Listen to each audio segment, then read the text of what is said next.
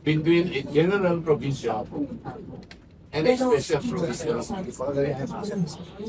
Ako kayo magbibigay ng ganun po, pinipilit kong ipaliwanag po sa abot ng aking kakayang maipaliwanag sa inyo unless and until we understand the distinction between the two.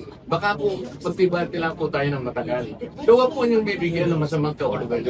Pinipilit ko pong makatulong sa ating lahat.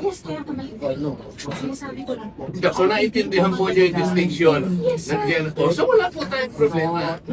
I am trying to premise my discussion and my argument on the validity and supremacy of a special provision. Yan na po.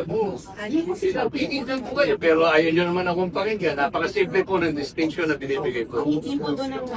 Wag po, ang pakiusap ko lang po, huwag kayo magbibigay ng masamang kahulugan. I am only precisely placing a distinction between the two. Yun lamang po. Wala pong ibang masamang kahulugan to.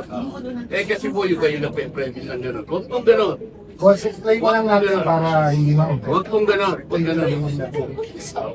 Explain mo na lang, boss.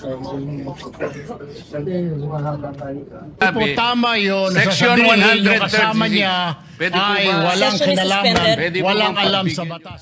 Madam President, without giving meaning to anything, ito Senator pong Marcoleta. mahirap kasi kung wala po tayong legal background dito. Kaya sinasabi ko na nga po, hindi po bagong motion ito eh. Hindi siya bagong motion.